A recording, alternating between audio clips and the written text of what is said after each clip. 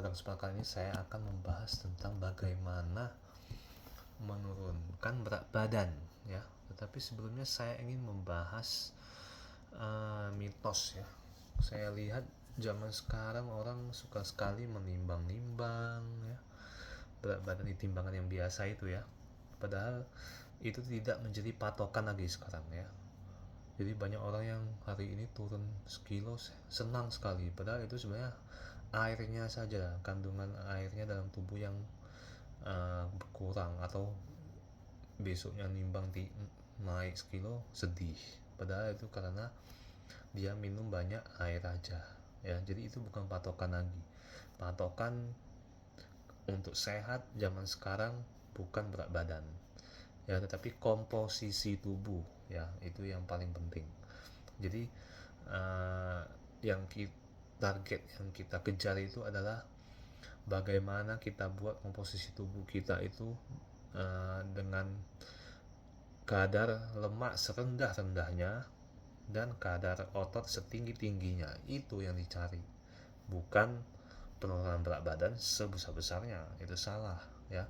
Jadi walaupun berat badan kita naik, tapi kalau yang naik itu adalah otot, komposisi otot, lemak kita turun, kita harus bangga ya. Jangan berat badannya turun tapi yang turun malah ototnya, malah lemaknya naik ya. Itu malah tidak sehat ya. Jadi kita mau kelihatan bagus badannya, tetapi komposisi tubuhnya juga harus yang sehat ya. Jadi bagaimana cara untuk menurunkan berat badan itu, jangan berpatokan pada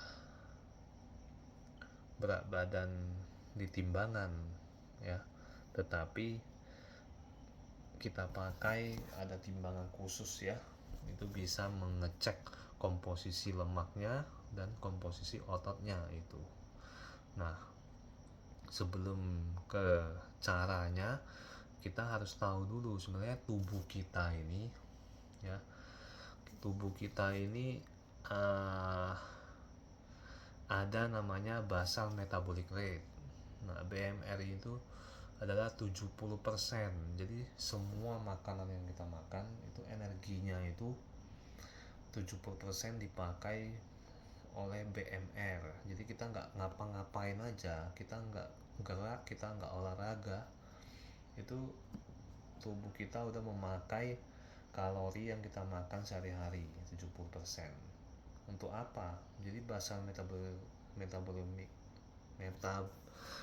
rate itu adalah untuk energi untuk organ-organ vital kita. Contohnya untuk otak, untuk mikir, untuk jantung supaya memompa darah ke seluruh tubuh ya, untuk pencernaan ya, untuk mencerna makanan ya, untuk ginjal, untuk membuang detox racun-racun keluar dalam urin ya. Jadi basal metabolic rate itu paling penting sebenarnya untuk untuk tahu kita sehat atau enggak, bukan berat badan ya. Itu jadi makanan yang kita makan harus benar-benar bernutrisi. Jangan karena mau nurunin berat badan, makanan kita diet cuma makan dikit supaya berat badan turun saja.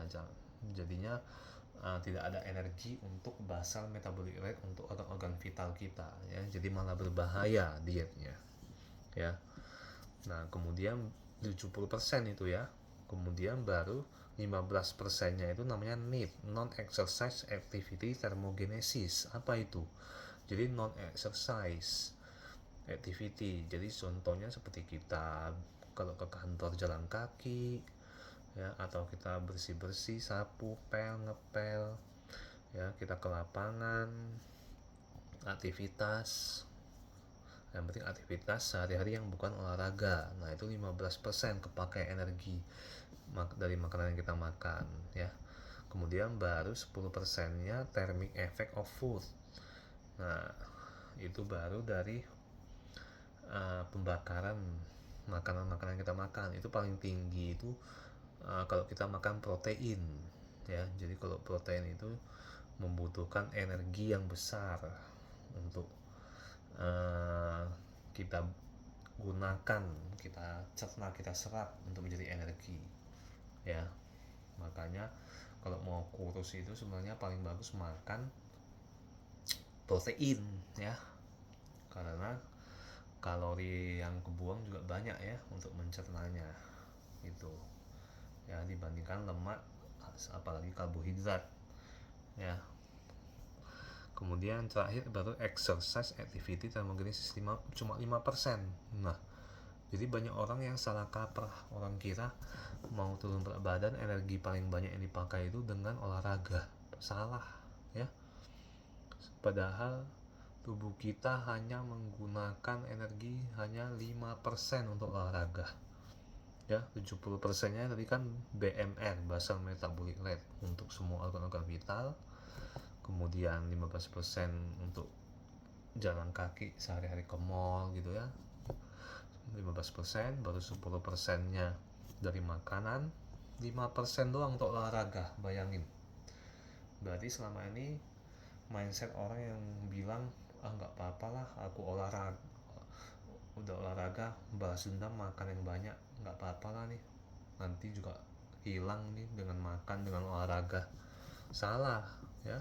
Jadi olahraga itu tidak bisa membakar makanan yang kamu makan ya, tidak setara ya, cuma 5% sebenarnya exercise activity thermogenesis itu ya. Tapi efek yang lainnya yang dicari dari olahraga, bukan karena mau membakar lemaknya ya.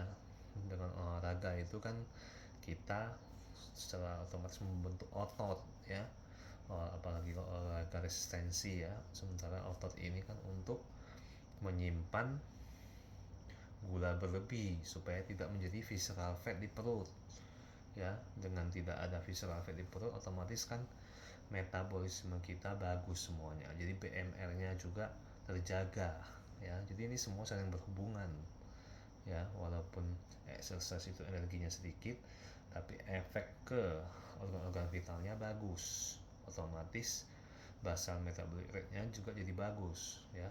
Kalau kita nggak olahraga, makannya tidak bagus, tidak gerak aktif, otomatis organ-organ vital kita juga akan rusak. Jadinya energi juga tidak terpakai oleh organ-organ vital kita, jadinya menurun juga. Jadi semuanya saling berhubungan ya. Jadi untuk menurunkan berat badan itu bukan cuma olahraga aja ya, tapi juga harus makannya juga harus yang bagus, bernutrisi ya, protein tinggi ya, prioritas protein, bijaksana dengan lemak ya, pilih lemak yang bagus, yang baik, dan kontrol karbohidratnya jangan kebanyakan, dan olahraga resistensi ya, di kombinasi dengan kardio. Bisa kardionya kalau menurut WHO 150 menit per minggu ya. Jadi kalau sehari 30 menit bisa 5 kali seminggu.